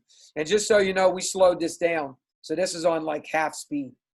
So now 4-on-4, now you're teaching guys again. Now you don't have to overhelp or get as deep. Now you're side pick and roll. He's got the tag. The ball's coming toward you so you can stay tighter to yours. He's got to stay on this now. Some teams, you can switch this back out. We call that a scram, S-C-R-A-M. You can scram this, but you got to be careful to who this guy is. So there's rules and responsibilities to that. So great closeout here. So great job. So 4-on-4 makes it a little bit different. I don't know what we're in here. It looks like we're in a zone right there. And again, guys, Here's the guy reaching with his outside hand, and he smacks at the ball. So this offensive player, this was his sophomore year. He's a senior. He just graduated for us. One of the best players ever play here. Smacks at the ball right there. This kid's playing at Providence this year. He would have been on our team this year. So average almost a double-double. But anyway, I'll show you a couple more clips. Now, Coach, what do you do when he comes to set the screen? A guy comes off the ball screen and we're in coverage and he leaves. You got to stay in the coverage because you can't call a coverage and leave because then this guy's on an island. So if you call the coverage, you stay in the coverage. This guy's doing whatever he's doing. Now he's tagging on the roll. And again, this guy's got one of the best shooters in the country guarding in the corner. You can stay strong. So really nice, really good way to play and get more spacing.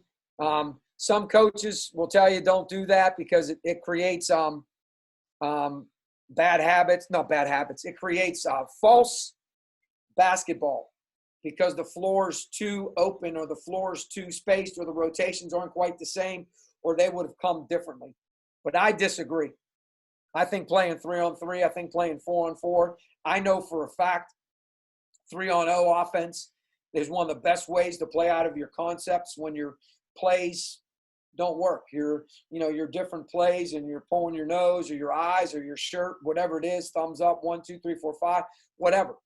When they don't work, what are your guys going to do? And basically, you got 3 guys on the side, you got 2 guys on the side, and how are you going to play out of it? And how are you going to rotate? Same with defense. So I like having guys have to cover more space because then you can just see there when we went to 4. Now, if the guy was there, we don't want to have 2 guys at the rim. And we'll have guys push guys out. Or when guys talk and say they got it, guys are able to cover it and do whatever they have to do. And we weren't a bad defensive team this year statistically because we had bad habits or we were bad teachers or we were a bad defensive team because we were really bad on the ball. We couldn't guard the ball very well. And it had nothing to do with our ball screen coverages was good. And there were moments where we were phenomenal. We were 13-3 in the league, guys. So it isn't like, but my point is, like, there were times, and we play a lot of zone too, but sometimes your personnel is your personnel. And I really feel like I did a bad job and a disservice to the guys, and I need to do a better job just making sure that we're guarding the ball better. And we're not allowing the ball. What happened was it got downhill, it got us into rotations, and it actually affected our rebounding more than anything. And then people were able to get second shots or kick out threes, and that really hurt our DER. So I got to get better at that, and I got to do a better job with that. But I thought that was really good. I want to share something else with you that I think is something I think is cool. I think it's things you can use. Especially when you're trying to build teams and you're trying to build what teams want to do and how you want to perceive yourself or how you want to play or how you want to be together as a team too. So, for instance, we'll show this to our guys. And this is something that I know some of you might say, I'm not sure about the correlation to this, but you will once you listen, you'll see. I'm going to leave the sound on for this because you need to hear it. And I have my sound turned all the way up, so I can't get it any louder than it is. This is obviously Rodgers and Aaron Rodgers. They just won a game, and the guy who caught the ball caught his first NFL touchdown pass since college. So my point to you is this. Guys got to understand that they got to be all conference in their role. And everybody's role changes. And it changes sometimes game to game based on who we're playing, how they're going to play us. Is it a team that plays 4 guards? Is it a team that plays 2 traditional forwards? So it's always evolving. There's a kid who's going to be one of the greatest players to ever play here, was all conference this year as a sophomore. He played 9 minutes.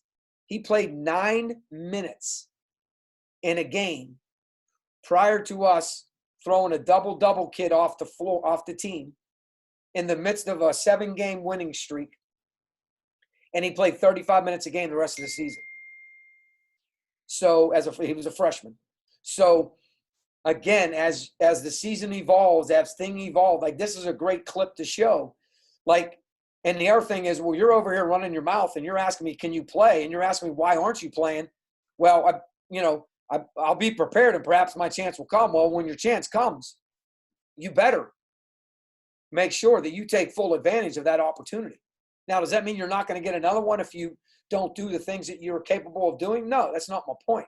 But my point is that this happens. I'll let it play out.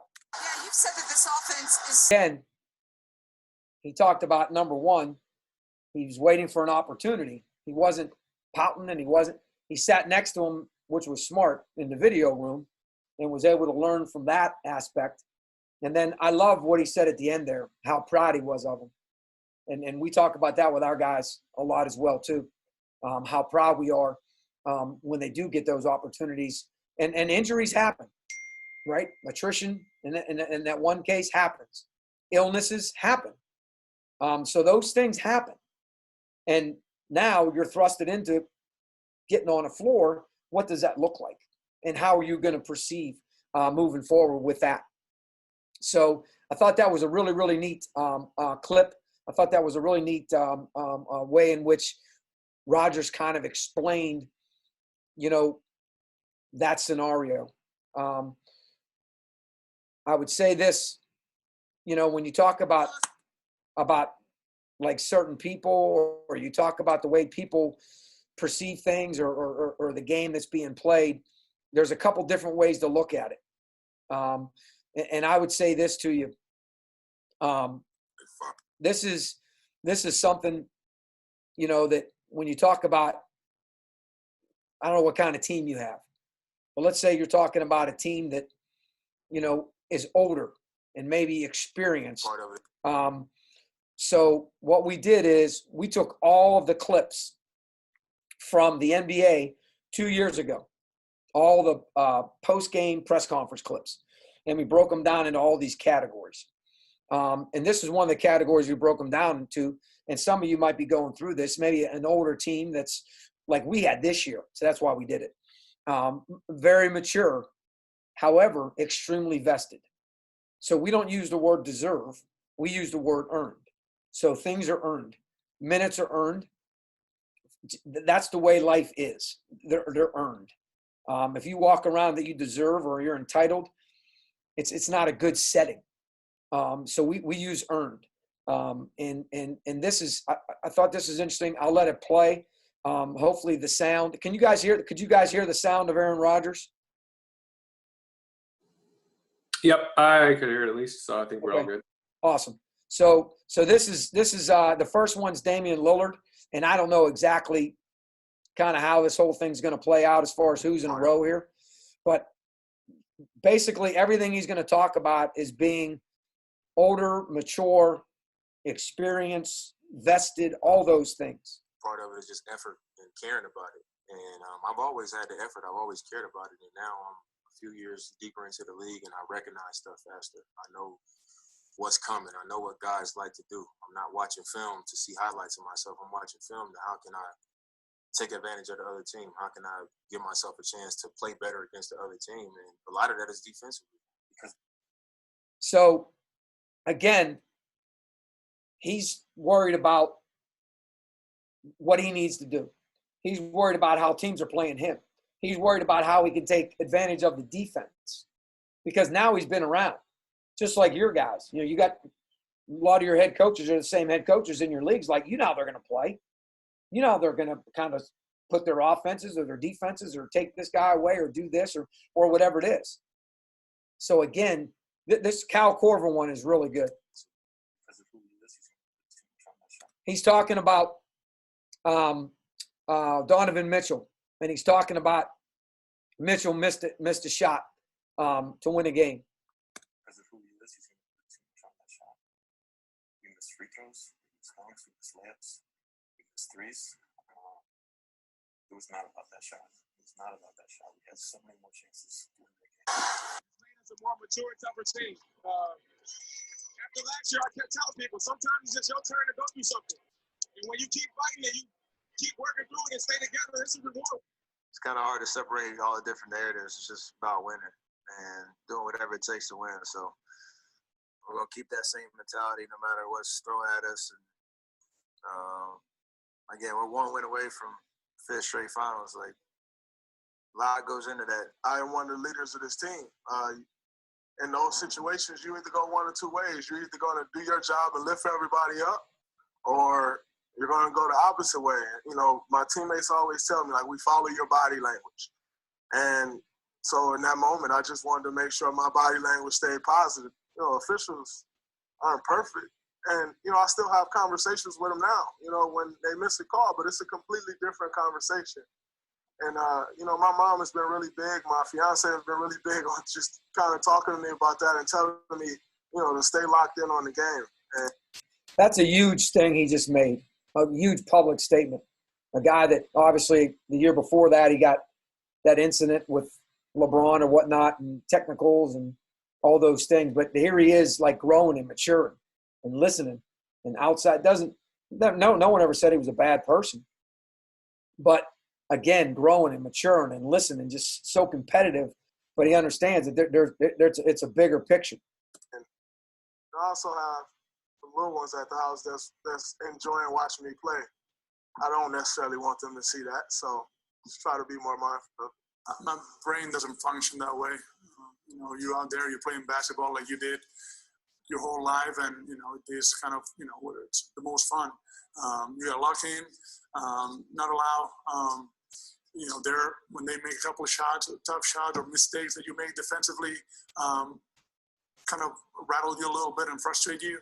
You got to, you know, stay poised during the whole game. So your brain can't go anywhere else but you know, every possession. So, like, stuff happens. Like Charles Swindoll said, like, life's 10% what happens to you, 9% how you react. Like, stuff's going to happen. And we always talk about the next right thing. So what's the next right thing? Like, what are you to do? What are you supposed to do? Like, what's best for you and our program, or in this case, the team at that moment? Like, we got to move on. What's next? What's next? What's next? What's next? And as coaches, we understand we may have to come back and revisit it at a timeout, or we have to maybe visit it on the bench with maybe when you sub somebody out or whatever. But as far as the moment and where they're at, and even us as coaches, we've got to go on to the next play, the next right thing, next right thing, next right thing, next right thing. And we do that with academia. We do that with social. We do that with being in the community. Like, we're always talking about the next right thing, no matter what the scenario. No, Kevin Durant is not playing, but yes, his presence is constantly being felt. This is at halftime, walking back toward the locker room. Both of these men have seen about every coverage possible on the defensive end, but Durant is constantly in steps here about how to handle things. So tonight, listen, Mark Jackson likes to say everybody needs a hype man. How about one of the best to ever play the game, Kevin Durant, walking you out to the floor? And guys, I'm going to tell you, in game 2, at the half, as I was back in the Toronto Raptors locker room hallways, Kevin Durant squatted down next to me watching the game on a small monitor. He was as invested as any fan in his team, and he was cheering and screaming at the TV, calling out coverage. So here's a guy, like, you want to tell a guy, what can you do if you're like one of your best players can't play? What can you do? Coach the guys. You're out there all the time. You see it all the time. Coach the guys. Help the guys. Like, not like poor, pitiful me. Look at me. Everybody feel bad for me. Come on, man. Like, what's your role? How can you be all conference in your role tonight? Like, your role's different tonight. You ain't playing. Never get too up, never get too down. You know, teams are gonna, you know, make runs. Just keep working. Stay in the moment. Day by day, hour possession by possession. Stay locked in. Stay here in the moment. I don't play hero basketball. I'm not playing for, you know, fans or, I'm just playing to win. I'm not out here trying to break records, whatever. It's on the scoreboard. As long as I try to help my team win, I'm satisfied with it. You know, we just take those experiences and, you know, keep moving and learn from them. Just all talk to each other, really, and just keep our mindset on one goal. We just kept going, and I think our guys relied on their experience of being in this moment. They don't get nervous. I think they just keep playing. I'm going to come out and play the right way. I'm not trying to make headlines.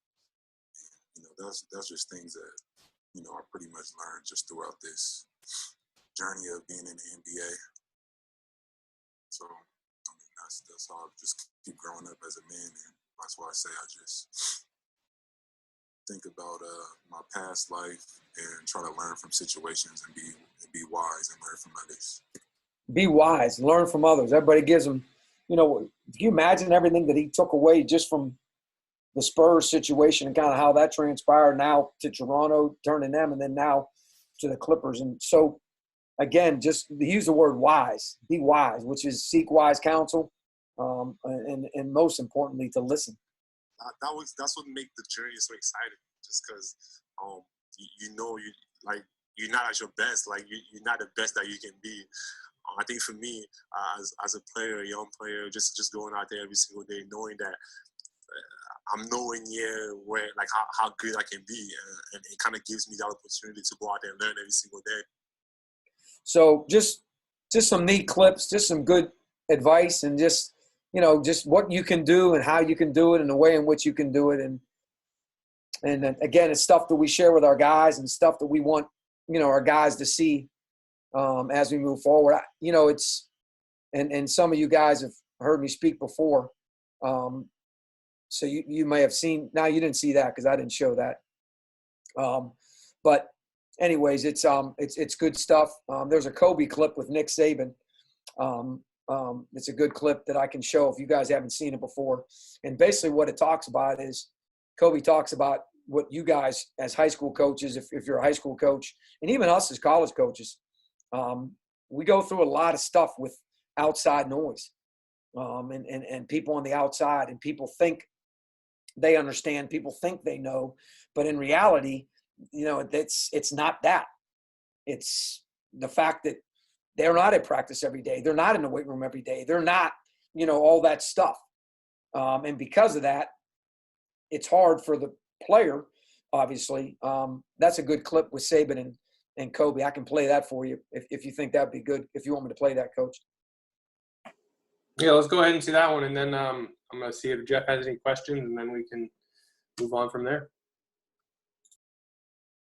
So this is really, really good.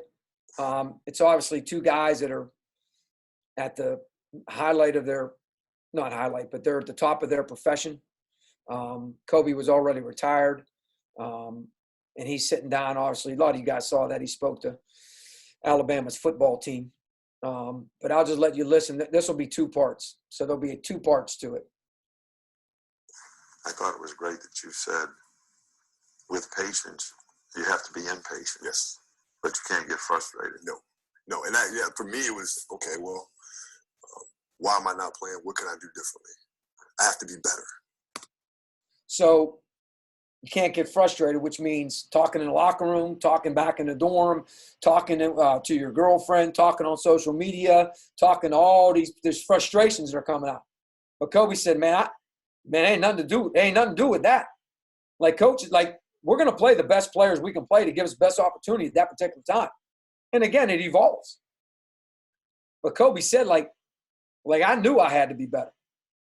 I have to be better. All right, well, then that's not good enough. Then I have to be twice as good, right? And for me, it was a challenge of getting to a place where it's undeniable.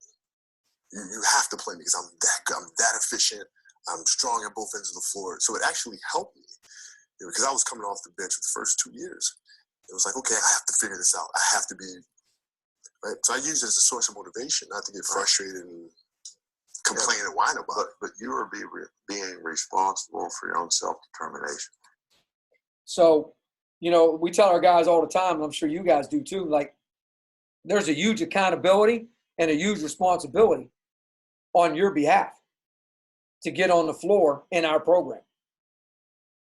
And the fact that we've won 3 championships in the last 6 years even makes it that much better when you talk about it. Because, you're responsible for it. It's what you do in the weight room. It's what you do with your sleep. It's what you do with your nutrition. It's what you do with your rehab. It's what you do in the classroom. It's what you do every day. And we see you every day. And it's your responsibility. Nobody else's. No one else's. And You can't say, well, I'm on this team. And how many times did they jack around with Jordan and put him on the team with, quote unquote, had not the best players? So that's life. That's life. Now listen to this next part.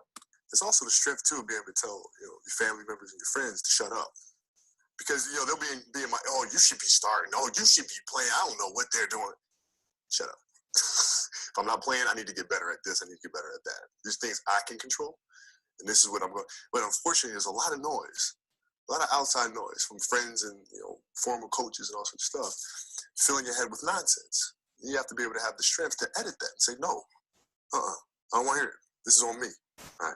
And that becomes tough for young players. So I love that part when he uses the word edit. And he says that, you've got to edit. And we tell our guys all the time, when we go from 8 hours to 20 hours, like, you got to edit your life at that time. Like, Switch and Xbox and all that stuff, it's different now. Sleep is different now. Eating habits, they're different now. Because you're more tired, you're more sore, you're more whatever that is in preparation for us to start playing that tough non-conference schedule that you alluded to when we began. So you really got to understand, editing is a huge part of young people's lives and how they can edit and have their academia in line. We were really blessed. We had a 3.54 team GPA this semester, and we have really, really good players that understand that they want education. Education is a value to them. It's a value to us. We have people that work in our academia that understand the value and their differences as far as what they have to go through and what's in front of them. But you've got to edit things. Like, you may not be able to go out to eat on Wednesday night with some of the team members because you got a paper you got to finish, or you got a test you got to take, or whatever it is. So you got to be able to edit that stuff out and make sure that the least you got on your shoulders, the more free-flowing you'll be. The least you got on your shoulders, the more free-flowing you'll be. And we've had some great ones. And I know one thing. They were free-flowing, because they didn't have stuff. They didn't have all that nonsense going on to weigh them down and do all that kind of stuff. So you got questions, Coach? I'm unmuting I know there's been a lot of stuff, so. Unmuting my co-host Jeff and myself here. So I don't have any questions for you personally right now. I got notes from the previous, this one, we had someone on here that was going to ask a question, but I think they had to run. So I don't know what their question was. But Jeff, you got any final thoughts for Coach? I don't. That was great. It was a pleasure listening to you. Hopefully I can meet you next year. I'll be back in Orlando. Absolutely. Yeah, absolutely. Practices are always open. We do things a little bit differently, but it is what it is. And you're always more than welcome. You never have to call in advance. Just make sure we're having it. Sometimes we have to switch things up, and sometimes, we might throw a bone to them or something like that and make it maybe a Brewster's ice cream day. Go get some Brewsters. But yeah, we love to have people, and when you look at coaching, you look at, like, we have 7 new kids coming in and a kid sat out, so we got 8 new players. 3 years ago, we had 7 new players. And 4 years ago, this team that just won a championship was replacing a team that won back-to-back championships. Mm-hmm. So expectations and pressures are extremely high when you come into this program, and they're left from the people before them. Therefore, the standards are set the way they're set, and therefore the passing down of what we do and the way in which we do it and how we do it, most importantly, is critical to this new group as they move forward. And I think Jonathan understands that because he comes from a place like yours, and several of our other guys come from places that have a lot of similar structure. So it'll be interesting to see. And we don't have the summer, so they won't be here for the summer. And that's when they really get to learn where stuff is and about us and how those expectations really look compared from recruiting to reality. Because it's all recruiting's recruiting. And we tell them, we're very transparent. It's probably why we don't get some players, because they don't like some of the things, which is fine. But obviously we know what we're doing because we keep winning championships and we have all these dudes that score all these points. So we play really fast and we're an enjoyable product to watch. But that summer where you can learn that, now they're talking about full schedule, 15 hours, straight into 8 hours of basketball, straight into living on a campus they've never lived in before in a different way. And on top of that, in 5 weeks we start, because 5 weeks after that we tip it up Tuesday night against SMU, and Wednesday we're at Texas A&M. We got a back-to-back NBA tilt. It's like playing the Spurs and the Rockets, or the Mavs and the Rockets, or the Mavs and the Spurs, whatever you want to call it. The good news is we get to go home, and then on the following Wednesday we play Florida, and then that Friday we play Gonzaga, and then that Monday we play Oregon. So, yeah, it gets a whole lot simpler as we move forward. And, by the way, we're at Georgia Southern the Monday before the Wednesday we play Florida. So our first home game is December 12th. It is what it is, but we're blessed. When you look at our schedule, I think you said 181 wins, 184 wins. You think 11 years, my goodness, I think you'd be doing better than that.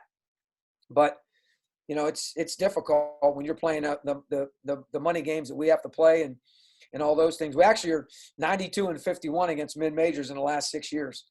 So I'd rather use that number. And 50 of those 92 wins are by double digits too, which is even better. But if I can ever help, please reach out to me. I will do this real quick. I'll share my screen again for the last time, and I'll show you my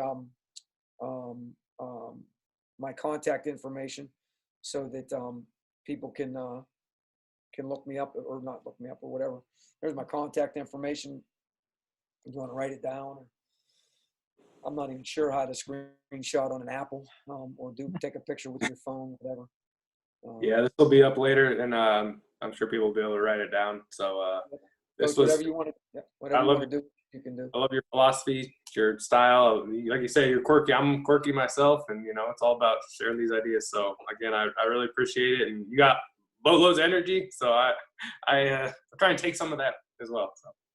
Well, every day when I wake up, I just want to make a difference in someone's life. Not basketball, just in their life somehow. And smiling and being kind. And I'm a hugger, so it'll be interesting to see how this transpires.